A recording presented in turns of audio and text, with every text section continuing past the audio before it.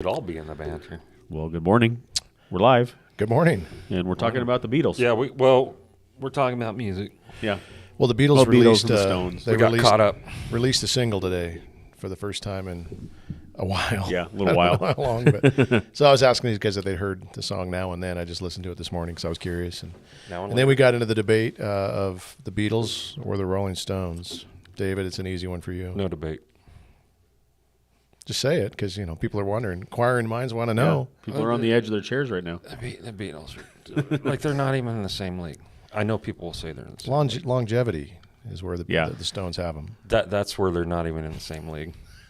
Is the short amount of time the Beatles were together and what they put out during that time. The quality of the stuff they put out. Like you can't do it. But the Stones longevity of the Stones, it's not nothing. Well, I think the Like, biggest that's impressive. The biggest surprise to me is how much they've destroyed their bodies over the years, and that they're still that they're alive. still going. Yeah. That's just like weird. Yeah. That's just weird. Yeah, that Keith God's Richards had probably should mercy have died on a them. long time ago. Yeah, I think he might be dead. He may have died about 30 years ago. We get up birdie. And nobody, propping him up. nobody. he's like told one of him. the aliens, dude, on Men in Black. Like that's just zipped up in Keith Richards' old man body, and he's like up there with gears and buttons. He's playing actually guitar. Yeah, that recovered. would It's make funny sense. how the body can recover, apparently, from a lot of hard years, because he used to do interviews where I don't think he made any sense at all. I mean, at all, trying to understand what this guy was saying or Yeah. where he was going. And now he actually, you can follow him a little bit, so that's good. But Did you see when he played Johnny Oh, Depp's yeah. dad on, that was on awesome. Pirates of the Caribbean? It was like a perfect casting choice. It was perfect. Yeah, I forgot about that. yeah. That's good stuff. Yeah. So David's Beatles, Brent, what are you? I like them both for different reasons. Yeah. I really, That's what I was gonna I don't say, too. understand the pit against each other thing. I like listening to some of both, and they both have nostalgic songs that I enjoy. So, Yeah. and I'm not a huge fan of either. I mean, I'm not, but they're fine. Yeah. I can't listen. to That's either of exactly them. what I would say. Can't listen to the Beatles either. Just too much of it in my life, and I'm burnt out on it. I mean, from my early Does days. it feel like you're on a long and winding road when you're listening to them? Or? It's like the song just loops and doesn't end. All right. Well, hey, we made it through the trunk or treat event. We did. We did. It was a good night. It Very was good a night. success. Yeah, Yeah. Blessed a lot of people. Weather cooperated with our plan. The weather was rad. it was the best like that. weather I think we've ever had. Yeah. God was real good to us with that. For sure. Yeah, almost ran out of candy, but did not, which is Yeah. good. That worked out So too. a lot of people came through. Yeah. Yep. Almost ran out of slots in the parking lot. Yeah, Like we had a lot. It was full. A lot of people came and did their deal. Yeah. So it was awesome. And like everybody did a good job. Yeah, with everyone what they did a good job. Like there were some good trunks happening. Yeah, yeah. for sure. I got nothing else, guys. No banter? I'm bantered out, man. So unless you guys got something, I'm digging in. I don't know, we had quite a bit of Beatles banter before we went live. I think we just kind of got through it before the podcast. Yeah, I always tell these guys like we shouldn't even talk when we get here. Like from the time we get here till the time the Yeah. camera starts, because we literally like end up exhausting everything we should be Yeah. bantering about. And then it feels stupid and fake when you come back and try to like Yeah, revisit try to recreate it. It's like, nope, we're done. Our whole lives are pretty much banter Yeah, pretty much. when we hang out. Pretty much. That's how it goes. Yeah. Anyway, All right, what do you got, Brent? What are we doing? Well, we're talking about. Well, I'll just jump into it. What's one of the main reasons you guys hear people give as to why they don't go back to a church? Or there's lots of them probably. but coffee. Coffee could be one No, of them. I know you're leading at something. and Lousy I coffee. purposely went a different direction. No, you can go any direction you want. Because I don't do trunk or treat. Sometimes it's because they do, or a trunk because or they treat. do. Yeah. It's because they do a harvest party where they dress Yeah. up as Bible characters, or a Reformation party instead of trunk or treat. that They're not could, going back to that. That could be a thing. Yeah. Yeah, that's a thing. Yeah. Yeah, gosh, the list could be long. Yeah. Sermons are too long. Music is too loud. Music's too old. People are too old. Number one, no one paid attention. No one said hi. No one welcomed them. Yeah. No one noticed that they were there. That's the one, or the one that I've at least heard the most of over the years, is that no one even came up and introduced themselves to us or said hi to us. Yeah, I mean, we've had, it's been funny because we've had people that have said that about us in the past, like they weren't friendly, and then I've had Inconceivable. people that visited again, like two years later, and said, I was overwhelmed with people approaching me. So, sometimes it's any given Sunday can Yeah. be different, but yeah, it's the idea of a non-friendly church. So I was going to ask you guys, I don't know if you guys have ever had a non-friendly church experience in all your years. Anything you guys have Just one? come to mind or more? Yeah. I mean, any stories stand out? Even or anything? recently? Yeah. You could go there, David. Had a couple. Yeah, one recently for different reasons. So I guess spoke at a church last summer, I guess, whenever it was. I don't know when it was, over in the Portland area. I was asked to come over and speak, and people were nice to me, kind to me, but there was a lack of kindness that I was witnessing towards each other. There was tension in the church, which made me feel extremely uncomfortable. So it didn't matter that they were welcoming to me. It was just being in the midst of the tension that was existing there made me think like I would never, I don't want to be here. I wouldn't come back. Just an awkward vibe. It felt very dysfunctional. Like being at your friend's house when their parents are in a fight or something. It's like, okay, Yeah. I want to go home now. So that was a weird, you know what I mean? It was indirectly not friendly. They were friendly to me, but it was like there was stuff going on there that was like, I don't want to be in here. Yeah. It was Wow. odd. So the way we treat each other, like, No, that's true. matters. Yeah, that's- Even if we're treating newcomers well, like we need to be treating each other right, or we're just undoing whatever Yeah. we're trying Yeah. to build. I wasn't even thinking of that angle, but that's true. Well, it was just fresh on my mind. It was recent, Yeah. and it was kind of an eye opener. So I was like, No, that's a we big need deal. to make sure we're good at this. Yeah, Yeah. for sure. At treating each other well.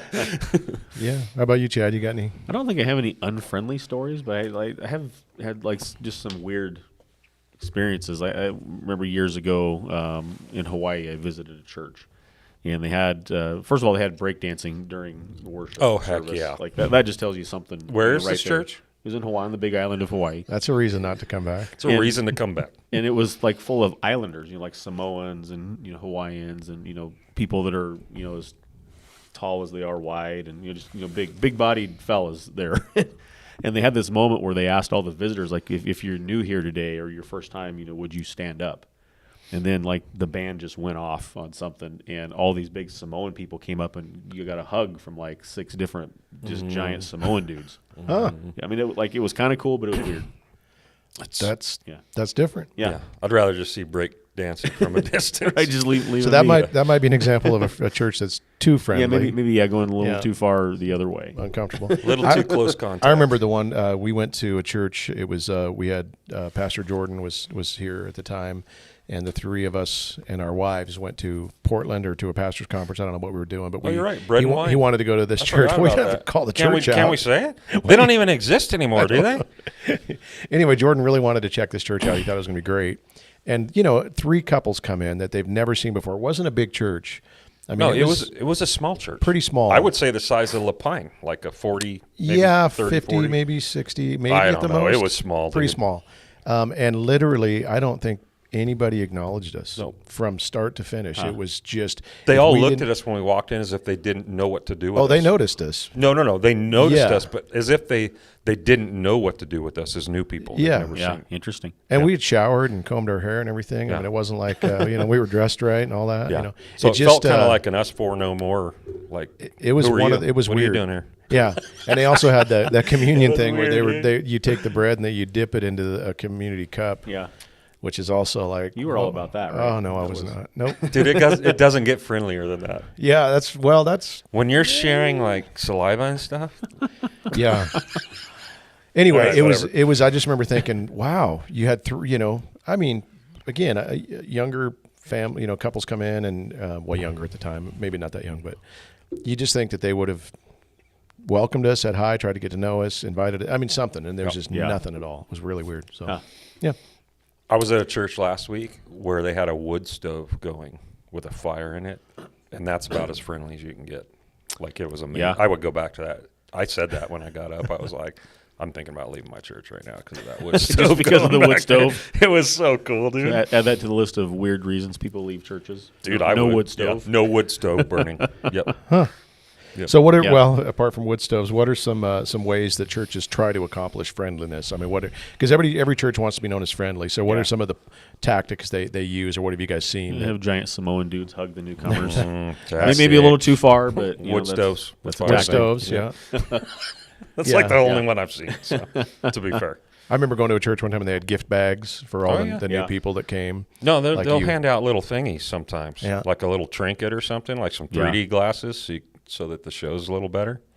Yeah, obviously, a greeting team is generally so they find the extroverts in the church and send them out there to make sure everybody gets welcomed and that kind of thing. Which Yep. I think is good to have people that welcome people to church. I Yeah. think that's a wise thing. But sometimes it can be a little crazy. Yeah. So really, really good pastries, really good coffee. Yeah, Get coffee. your lattes or whatever. Yeah. That's a thing now where you've got to, if you're gonna be friendly, then Yeah. that's a Yeah. standard staple is that you've got a full on coffee bar going. Yeah. How about the stop the service and everybody find somebody next to you to greet and talk That's your to? favorite. Yeah, shake somebody's hand. That's Brent's favorite. That's Give an someone attempt. a hug. That's an attempt to be friendly. It Give really someone is. a big bear hug. Yeah. Yeah. What are some of the problems problems with these approaches or Well, not everybody's comfortable. Some people are introverts. Some people just don't like that level of interaction. Some people don't want friendly. You know, They want to go to a place where people treat them like garbage. That's true. Have you seen those restaurants? Never mind. I'm not Oh. going to say the name of it. Never mind. I forgot the name of it. I have heard of it where they treat Yep. you poorly on You purpose. you pay to go in and just be treated like garbage by Yeah. the waiters Yeah. and waitresses. That And to sounds me, awesome. that's hilarious, but some people actually dig it. So It's kind of funny. I mean, I think it would be a novelty thing would to be go an try out, experience. but I wouldn't want to do it on a regular Right. basis. Just be abused. no tip for you. some people come to church, I think, to blend in. Like maybe they don't, like they're apprehensive to come in to begin with. Yeah. And depending on their personality type, they may be overwhelmed if there's too many people that try to say hi and those kinds of things. And something that like if we're going to make a mistake, I'd rather be too friendly than not friendly enough. But probably just there's some sensitivity to be had. Yeah, most people don't want to be found or discovered. So they may want to experience church like in their way, but Right. they don't want the close contact thing. It's Yeah. actually the opposite. I wouldn't say probably most, but a lot of people. Yeah. The weird thing is that Or like, leave me alone. Loneliness is a real issue. Yeah. People, people are lonely, and they Yeah. want to find a place where they fit in, where everybody, you want to go where everybody knows your name. Kind of that's a real thing. People try to find it like via social media or different avenues. We almost put that on our website, remember? Yeah. So that when you clicked into the website, the Cheers song was going in the background. That would be awesome. Because that's what it felt like Yeah. in our early days. Norm. Someone would walk in and they'd be like, Yeah. Norm, right in the middle of service. And No, that's a big deal. But when you come to a place you've never been to before and you walk in and there's these attempts at friendliness, but they're very surface, I don't want to say fake because I don't think it's fake necessarily, but it can feel very, Sometimes it's weird though. it is a little superficial. yeah, that's it. I just saw a thing. There was a long discussion the other day. I can't remember what thread it was on. There's the difference between friendliness and kindness. Yeah. And at first I'm like, come on, like really, you guys going to sit around and split hairs over friendliness and kindness? And then the more I read it and thought about it biblically, it's like, yeah, there's a total difference between like a true disposition of kindness and then just friendliness. Yeah. Yeah, I think it's probably a wise thing for And each friendliness of us. is more superficial. Kindness is more, it's just genuine. It's sincere. That makes sense. Okay. Yeah. Now, I think every once in a while we need to try to put ourselves in a visitor's position. Totally. Remember what it's like to go to a place where you don't know anybody, because they're going to walk in and they see groups of people that know each other. They're the outsider, the odd man out. Somebody saying hi to them or whatever is nice. Having to greet somebody or do the thing like we talked about, where turn around and talk to somebody. It's like, what do you say? Yeah. Great weather we're having. Yeah. I can't stand those kind of conversations. They're weird. Sure. So there's that awkwardness, and then there's also that perception that I don't fit here. These guys they all have their lives together. They all get along really well, and Yeah. I'm a weirdo, and so they may not want to come back. Which in all fairness, you've got to know is a reality when you walk into a church or a place that you haven't been, that other people have been going to.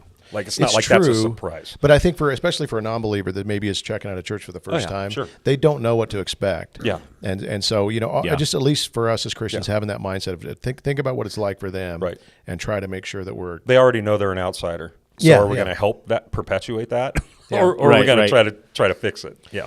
So Yeah. I saw an article. This is what kind of prompted this for me. It was an article done by Lifeway Research called "People Don't Want a Friendly Church," and this is what kind of spurred dumb this on. It was kind of a dumb title, but the point they were getting at, they say when visitors show up to your church, you probably have smiling extroverts propping open the doors. Ministry enthusiasts have been strategically stationed, armed with colorful handouts.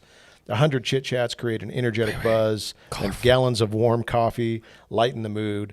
But a visitor sees a room of closed circles, busy people knee-deep in the weekly download. No one has unlocked eyes.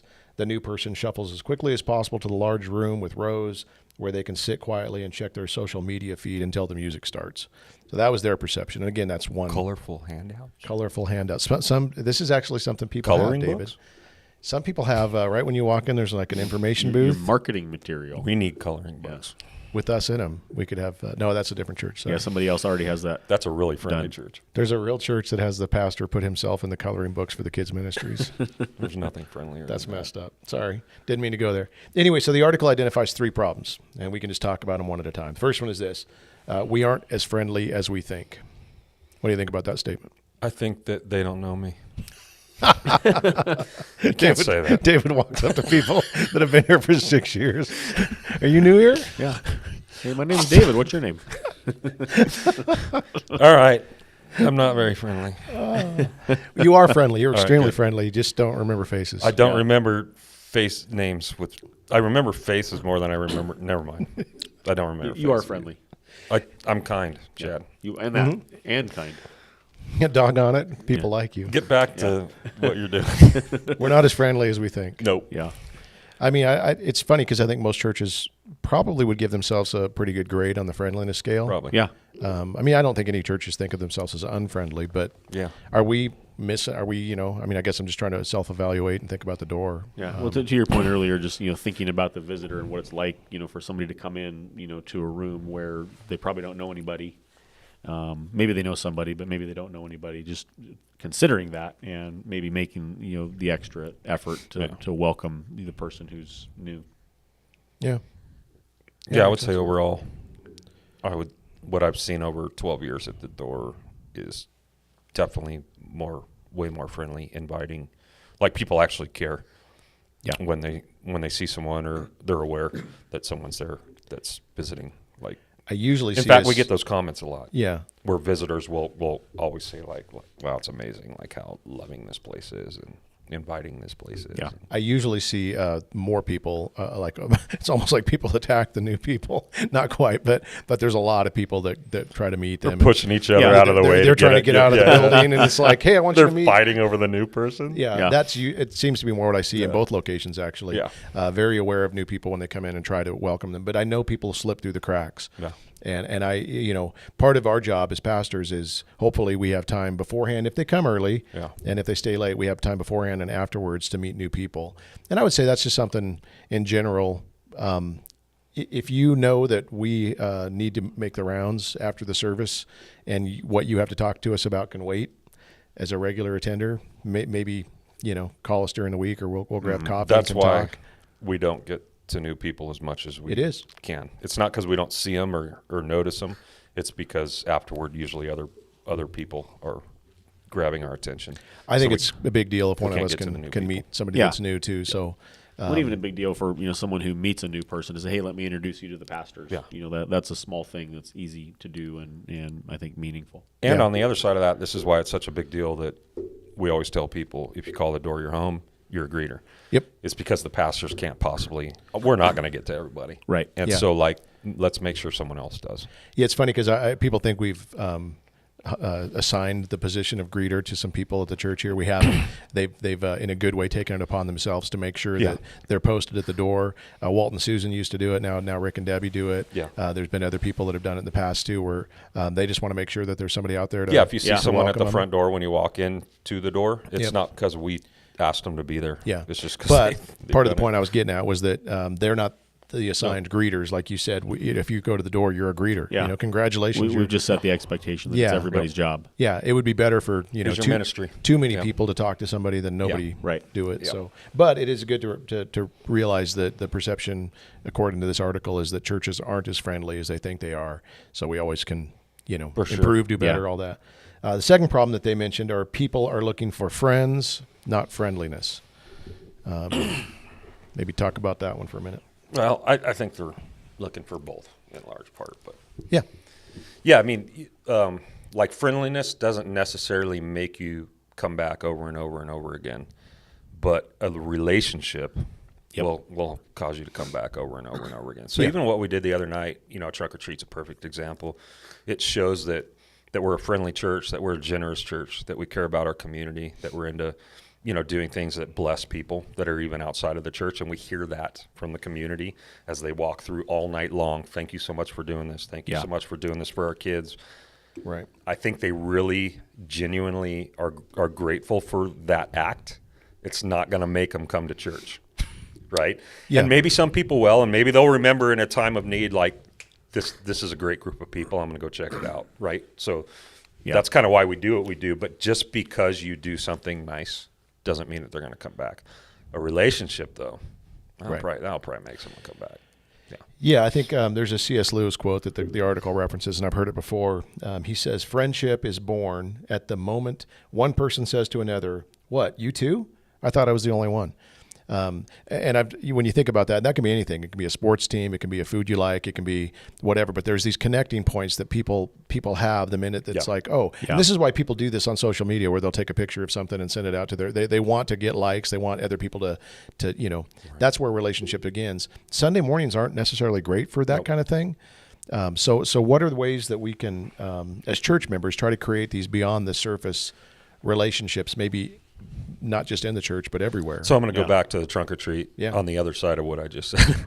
Hopefully that's what we're doing there, is we're not just doing a good deed and handing out candy, but we're actually trying to capitalize as people come through on the, oh, you too? Like conversations that go a little beyond happy Halloween, right? And so that does that if we're like endeavoring to do that, is to make those relational connections. So I was just thinking of a church I know of, a newer church, our friends up in Madras at the Gathering, and they have a thing where, like, when a new person comes, that they have kind of between the elders and the deacons, like somebody needs to invite them over for a meal.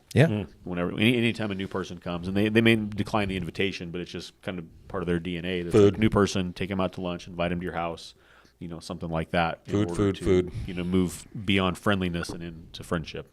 That's a huge one. I mean, if somebody new comes to the church and you actually say, hey, can we take you to lunch today?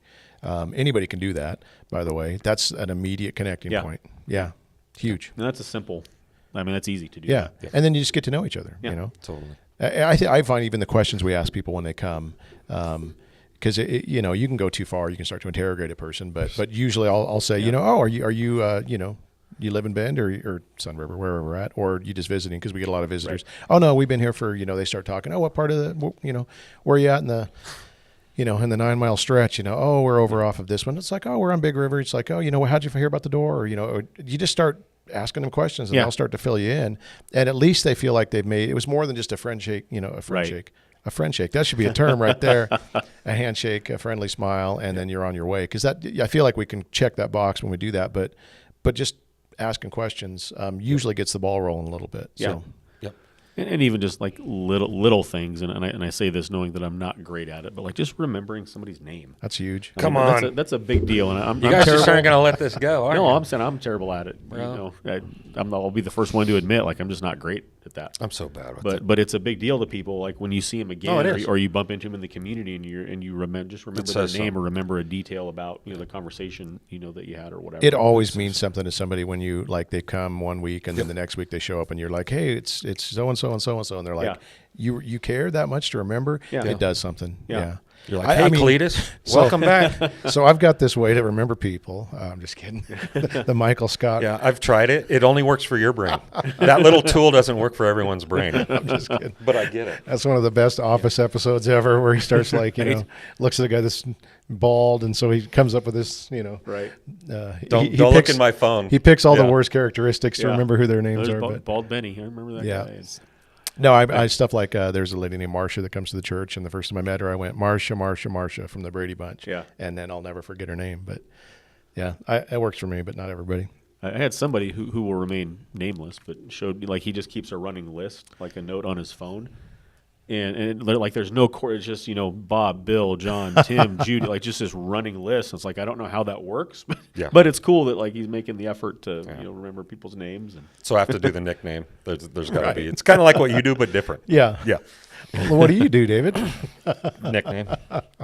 You want to elaborate on that so you can help people at all? No, I'm just kidding. I had a guy one time. I remember it was at a church in Coeur d'Alene, and I met him one Sunday. His name was Ray. I still remember his name. And every week I would say, "Hey, Ray, how's it going?" And he's like, "I forgot your name again." And one day he felt so bad. He goes, "Do you have a pen?" And I'm like, "Yeah." And he opens his Bible and he writes my name in his Bible. And I was like, "Dude, At least he didn't write it on his hand. that's yeah." funny. I felt bad, but he's like, he wanted, But, so he defiled his Bible so he could remember my name. That's pretty rad. That was bad, but That might be a compliment, right? Yeah. Well, coming back, I think you said something about friendliness versus friendship. And Yeah. I think, people are looking for meaningful connection. yeah. Some. Well, not some. everybody, Yeah. but I think people are. They're just they want it at their own kind of Right. Yeah. I mean, I think everybody's comfort looking for it zone. in different ways and maybe on their own terms. But For sure. meaningful connection, should be a value of the church. Yeah. There's lots of clubs out there and lots of things that, people could go to, the Elks Club or the Right. Rotary or, Car Club or, whatever, then they can, make connections. But the church, that should be the most meaningful connections, for Christians in our lives. Yeah. And when people, outsiders come in, they should feel that sense of a meaningful connection. Well, this was kind of the funny thing about this article that kind of struck me is that their church, and I'm not criticizing, but they would create these booths. It would be like sports,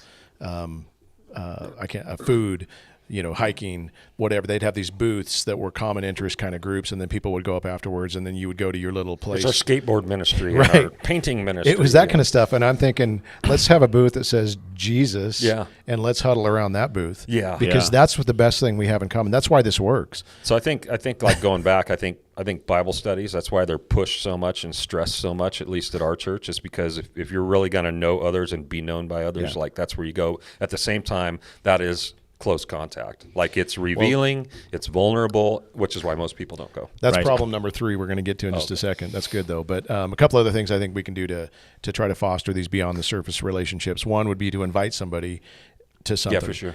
So if there's a women, like tonight or tomorrow night, no, it's tonight, there's a women's fellowship thing going on at the church. So a woman comes first time, say, hey, Thursday night, or we do it for Men's Third Thursday, a personal invite to something. Yeah.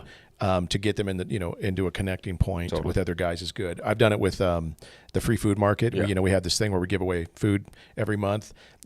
Couples come and join that to begin with, and they're around all these other couples, and they're serving together.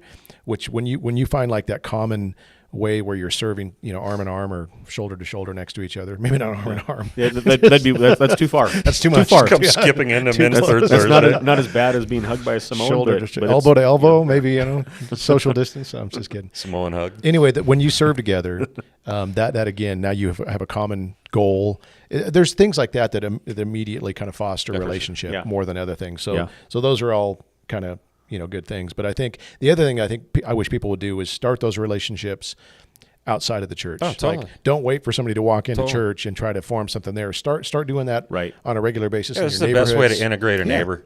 Yeah. Loving your neighbors is a day-to-day endeavor. Yeah. Like do it daily, and then find a right time, like a Men's Third Thursday, to bring them with you Yeah, absolutely. into this arena. Yep.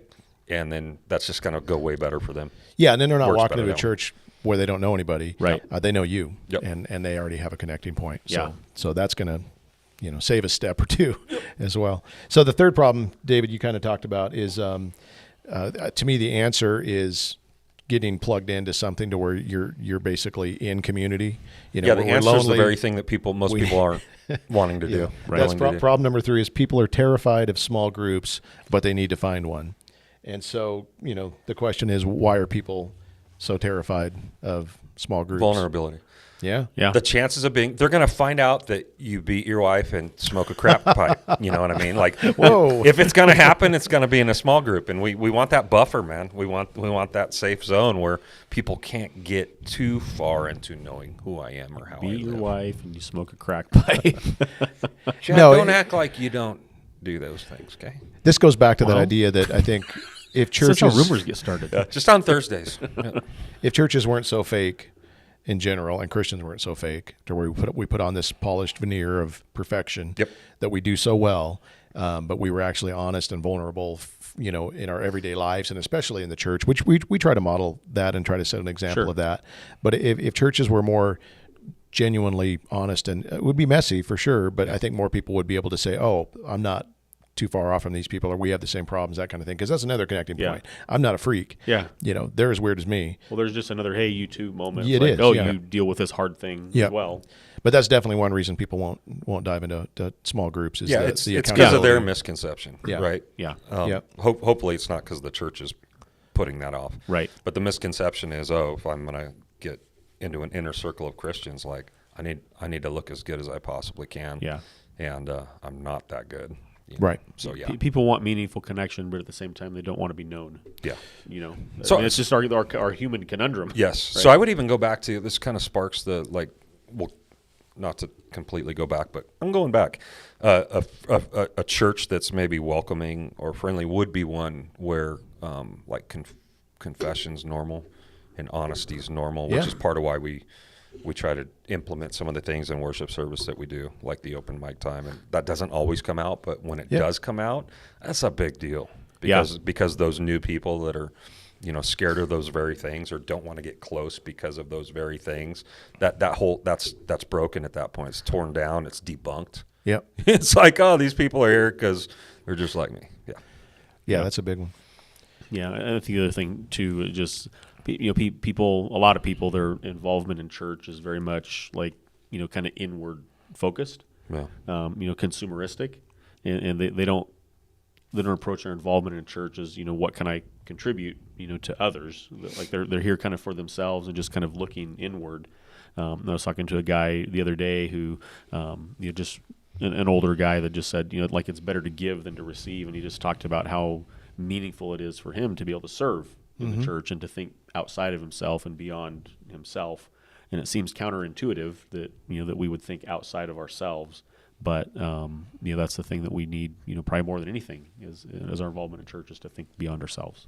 Yeah, I'd say that's a game changer as far as your relationship to the church.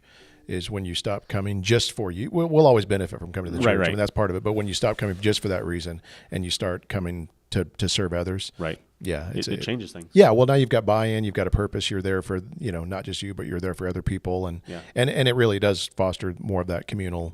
Yeah. And I mean, this is maybe the relief of it all, because it can seem kind of daunting if we start thinking on friendly strategies. Is that either God's doing something with someone or He's not, right? Like if someone walks into Yeah. a church, even the raddest, friendliest church that you can have, if they want reasons not to come back or to pick it apart, they're going to do that. Sure. They're Yeah. going to find those. Like, so much of it has to do with what God's already doing with someone. Like, why are they walking into the church, right? Like, what's going on there? So Yeah. so we should do our part. We should play our part and do it well. But like at the end of the day, God's adding to the Yep. church, and Yeah. Well, the funny thing was in this article that they asked people why they don't go to home groups and actually compiled the reasons. And the reasons were kind of surprising to me. They said, what if I'm asked about the Bible and don't have a clue what they're talking about? Yep. Sure. That was one. So vulnerability. That's a reason they don't want to go, is they Yeah. might look stupid. I get Yeah, that. because it's participatory. Yeah. Boom. Yeah. Let me go. I smoked onions today. So I've got onions in my eyes and on my brain. I walked in, they're smelling onions. So cut- yeah, it's that you'll get found out thing. So it's not just like lifestyle choices. Yeah. It's even what you don't possess. Right. As far as Yeah, a yeah. Christian understanding and knowledge. Yeah. The second one was similar. What if they call on me to pray or read out loud? Yeah, forget Yep. that. And again, I've seen this happen before. Where like, you want to pray, and this is like, Yeah, I I've would seen that rather too. cut my arm off Right now. there, they're going, I'm never coming back. here." Exactly. Yeah. Well, even reading aloud, we used to do that where you'd just run around the room and everybody would just take the next verse and you'd read it. There are people that are terrified. They don't read well. Some people can't read. I mean, that's just a real thing. Or they can't read well. Yeah. And that is about as terrifying as Yeah. possible, Yeah, that's on par with public speaking. Exactly. People's greatest fear. Yeah. So, I mean, this is something we need to be aware of. Think You've about just it a little sealed bit. their doom. Yeah. Yeah. Yeah. So, make that optional if you're Yeah. if you're a group leader or something like that. Don't force somebody to do something like that. Yeah. Yep. And then the last one was, what if I don't want to return because they're all really nice, but not my tribe? I thought that was funny. Not my tribe. I'm not going to go once and be like, yeah, thanks for having me, but you guys suck. I ain't coming back. Yeah. I would never want to hang out with any of you guys. In here. They don't want to. They'd rather just avoid that awkward conversation, so they don't go at all. I suppose that's another one, but That's another one. yeah. When I think about why I'm close to the people I'm close to and how that happened, I know why. I mean, what is, like, when you think about that, what's the answer? Well, just Christ in common, to make it so. The people that have meant the most to me and like persevered the longest in my life, as far as deep relationship and consistent relationship, are just people that actually love Jesus. Like, that's it. And it's because that's where I'm at. And it doesn't mean that I'm awesome and you're awesome. It just means that there's real Christian fellowship going on. Christ is the common, like, he's the foundation that we're both standing on. Right. Yeah. And that's good enough. In You both fact, it's have- more than good enough. You both have the most important thing. We have the most common. important thing Exactly. right. Yeah. And so that relationship has room to just grow and flourish and get crazy because Jesus is the best thing about us. Right. And we know it. So Yeah. that's the connecting point, is Christ. How about you, Chad? When you think about the people you're close to, how did it happen? I mean, same thing. People that I'm closest to in my life are followers of Christ, and that's the main thing that we have in common. Yeah. I have one friend in particular that we've talked about many times. That, like, apart from Christ, I don't know that we would be friends. And not that we like each other very much, but like we just don't have a lot of things in common in life. And but Christ is the thing that's brought us together. And I would say is kind of central to our friendship. Yeah. I mean, we're all very different. Like, Yeah. the three of us, if you just looked at who we are personality wise and even tastes and stuff like that, we're pretty different. Yeah. But we're so tight and we're such good friends because Christ is there. Yeah. Yeah. You So remove that, on a it's different. Sunday morning, you're pretty limited as far as your interactions. So if you want to kind of go into that next level, what's the best avenue we have as Christians to Take it to the next level. When are we take going it to take this thing to the next That's level? what yeah, exactly, David. Yeah. Level up. Like one of my boys once said with his first girlfriend. We should take, or no, she said it to him. That's funny, dude. That's Maybe funny. we should take this thing to the next level. Yeah. They were like 12. Anyway, sorry. Wow, that's pretty advanced. Dude, for it was 12. rad. Me and Carrie laughed so hard. What's the next level at that point? Well, yeah. For us, though, I mean, to me, it's like what we talked about. The community groups are the answer, and people don't want to do it. There's every reason in the world not to get involved during a week. But when you think about what went on in the early church and what bound them together, obviously it was their commonality in Christ. Sure.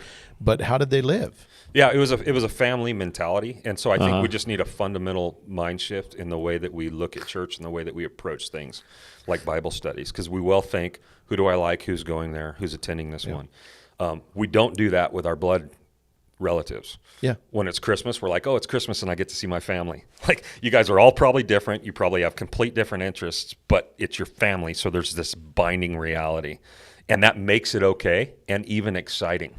And I think we just need that fundamental shift, like understanding that this is family. Like, this is eternal family. It doesn't matter who's attending. Like, we're bound together in the blood of Christ. Yeah. Let's go. Like, that should be exciting. Yeah.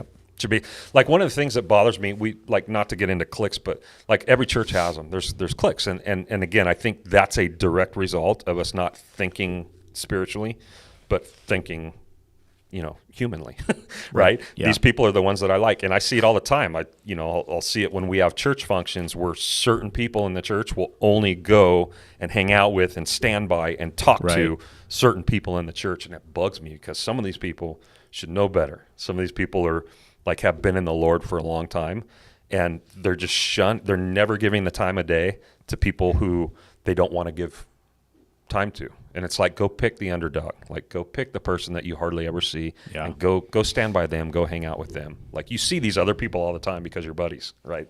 So, Yeah. anyway, sorry. No. Soapbox, done. No, that was good. That's good.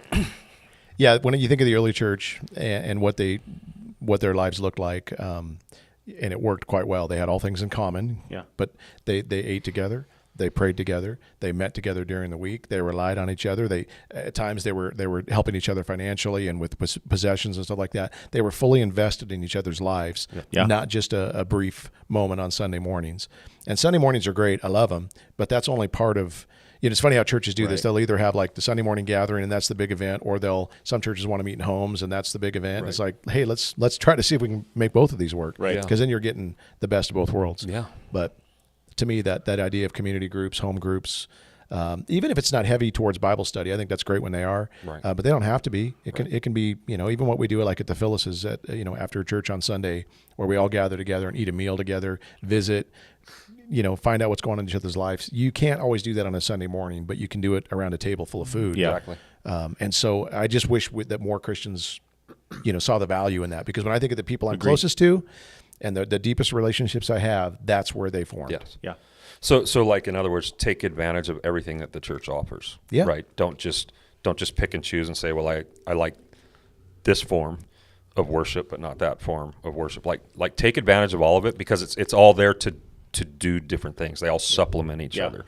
Corporate worship does what it does well in a way that the other things can't, right, by nature. But then the other things do things that corporate worship can't. So you're missing out if you're not, filling your plate with all these things. I think you have a lot of people that are involved maybe in the function of the church, Yes. like maybe come to the events, but Yes. but aren't as involved in the life of Totally. the church, and those are two different things. And Yeah. your example of the early church, I mean, to individualism and consumerism is a completely foreign concept. Yeah.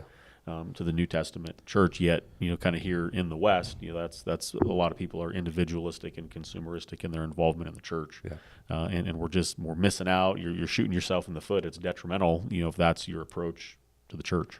So this is part of what we've been talking about, right? Like you can be physically present to something and absent at the same time. Right. Like we see it with people all the time, where bodily they're there. Oh yeah, I saw so and so there, but there's never anything coming out of them, or never any avenue to get into them, right? Like it's just this sterile. They're absent, and it's like don't just be bodily present, like be actively present. Yeah. Be Well, and the mentally problem, present. the problem is that I see so many Christians who have a tribe, but it's not the church. Yep. Yeah. They're involved. They're plugged into something out there, and it's not, if it's a missional kind of thing where you're actually out there trying to fulfill the Great Commission, and that's why you're doing it.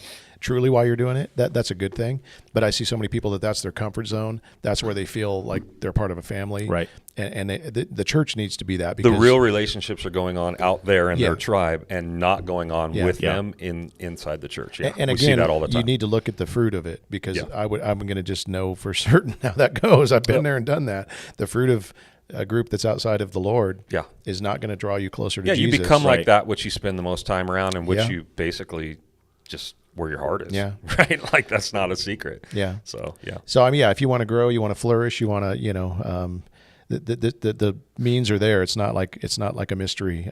Get involved in a small group where you're accountable, you're loved, you're known, all of those things you're provided for, and you're there to serve others as well. That's where the church functions. Yeah. I don't know about you, Chad, but I know for both of us that the home group, like an in-house Bible study every week with a group of people, like was the classroom for us. Like that's really where we flourished and matured in our Christianity. Sure. Yeah. Was in that home group setting. Yeah, and I would of course agree with that. we were still going to like a, worship service every week. There was corporate gathering. It's not that we cast that off. Right. But I would say like the core, like the epicenter of everything that God started doing with us and forming our Christian walk and growing our Christian walk was the Bible studies, because of just how tight knit it was and how consistent it was, and what it was just so relational. It was so relationship heavy. You're kind of forced to go beyond the surface. Everyone's pushing each other. Like in skateboarding, like we used to have this thing called Stoke. It's a stupid word, but like when you would have like a ramp session,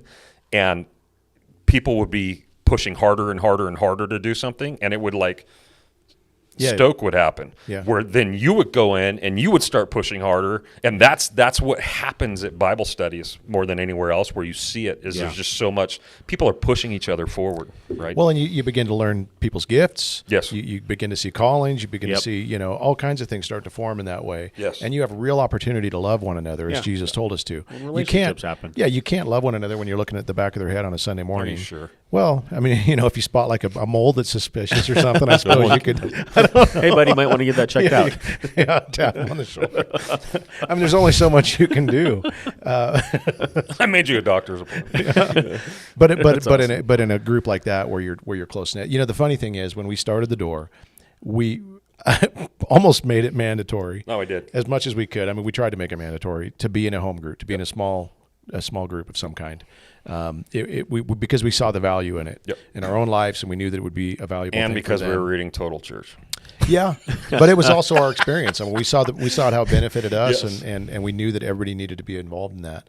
And not everybody went, and we made them feel really bad if they didn't. But we tried. We shamed them and then publicly. over the years, because we got overly busy, the church grew and we didn't have as much time.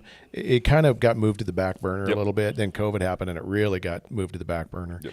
And it's something we need to acknowledge as maybe even repent from as pastors. We want to see lots of community What are groups. you doing right now? No, I just want we need to make sure people We're live. are in them. Yeah, we can edit this, dude. Are you calling us on our stuff right now? No, I know for me it was like there was a point of conviction where I realized this was important then, it still should be important now, and we need to make Yeah. it a priority again. So Yeah. so the good news is I know we've got groups going that have been going the whole time, even through COVID they kept going. But we're starting to see more groups form, and we're committed to seeing more groups form, so that every person that wants to be involved in a group Yes. can be involved in It's a group. becoming more on our radar now Yeah. than it has in years because we're trying to repent Yeah. of just acting like it's not a big deal. Yep. And So- it's a huge deal. So if you've never been involved in one and you're willing to kind of take the plunge and start, talk to us, and we'll get you plugged into one. Yep. And I know we'll start new ones too if we need to. If we run out of room, it's nice when they're about 12-ish. 12-ish is a good number. They start to get a little bit more closed down if they get more than that, because the talkers talk and the quiet people. It starts to defeat the purpose. It starts to remove the characteristics Yeah. that Right. Bible studies are there for. Yeah. A Christian outside of community is a dangerous thing, in my opinion. Oh, yeah. That's it. So Foreign concept. yeah, yeah, you need to be in community, and it's good for us. So there Yes. you go. Yeah. That's what I got, Oh, fellas. dang. Is that it? That's it. I was thinking while you were talking, I was thinking of like maybe a couple of different groups of people that we've sort of talked about. And one is, Christians. And the exhortation to Christians is, stop being individualistic and consumeristic, and, be involved in the function and the life of the church. It's for your good, God's plan for you, God's design for us. But then I was also thinking about, the outsider that might walk into church and like, what is it that brings non-Christians to church? Right. Yeah. Maybe they have a desperation in their life. Usually a and they're dilemma, just thinking yeah. like, okay, this is going to help me in my desperation. And they Or might a not- chick that they're. yeah, or a girlfriend. but whatever, like there's something that's bringing them, into our midst, and just having a sensitivity, towards that, and making the extra effort to try to assimilate, for lack of a better term, those people that come in into our circles and into our lives, because God has brought them to us for some purpose. Yeah. Well, and I think one of the greatest testimonies of the claims of Christ, he said, "All men will know you're my disciples by the way you love one another." So Exactly. if they can see that That's the happening key. up close and personal, where Yep. you're going to see that more in a small group. So that's as far as our mission, Right. A missional opportunity. You invite somebody into a group like that where they see true love and care, and the diversity that exists there, as far as like you have people have no business even being together, and the way you love Yeah. each other and the way you treat each other. Yeah. There's a testimony in this. That's the key. Yeah. Yeah. We've done all that we can to strategize and to provide nice things to hand out to people Yeah. and make really good. We've done everything that we can to bring people in, and part of the reason we've done that is because then we don't have to go out to where they are. Right. The whole Exactly. strategy has become let's bring them to Yeah. where we are so that we don't have to walk actively in the Great Commission and go to where they are. Yeah. So let's kill all that. Let's go to where they are. Let's invite them to where we are. And when they come in, let's let that speak for itself. Yeah. The fact that we love Right each on. other, the way that we treat each other, the way that we talk to each other, the way that we sacrifice for each other, the way that we serve for each other. It's just like It's just that simple. It's disgusting how far our strategy's gone. Yeah. In what will actually make this thing happen. Yeah. It's absolutely what's been in the Bible the whole time. Yeah. I love the story of John, Apostle John, as he got older. He went, they couldn't kill him on Patmos, so he ended up back in Ephesus at a very old age, and they would carry him on mats to these meetings. And he was the elder statesman, and so whenever John would speak, they wanted to hear what he had to say. And so that, whenever he'd raise his hand, want to say something, they're like all ears. And he would say, "My little children, love one another." This is tradition, Yep. by the way. But and at some point, that's all he said. Yep. And people said, "Dude, you got anything else for us? Why is it just that all the time?" Yeah. And he said, "If you do that, it's enough." Yep. Yep. And it's something we over complicate things so much. We just totally do. love each other. Yeah, it's almost like we know? don't believe Yeah. what we've been told. I mean, part of it could be that at times, but a lot of it's just that we just think we want to do something a different way other than how Right. God's told us to do it. Yeah. And so it's a lack of faith. We don't trust that what Yeah. he's talking about is the way that mountains are moved. You Yep. know? Good stuff. All right. One of you fellas pray us out. I'm on it. All right. Lord, thank you for reminding us of just basic elementary truths that are right in front of us every day in our Bibles. Help us, God, to have an active faith that trusts you in walking in these things towards outsiders properly. Help us to love each other. Help us to be a generous church. Help us to be a church that is constantly mindful of those who do not yet know you. Help us, God, to always be faithful to your word, be faithful to relationships, to not believe the lies again, and things that cause us to live in comfort, but to constantly just step out in faith, God, and walk in the things that you desire us to. So, yeah, thank you for this day. Thank you for the way that our outreach went to the community this week. We pray that relationships, connections, real ones, would be made through that. And we ask this in your name. Amen. Amen. Amen. See you next week.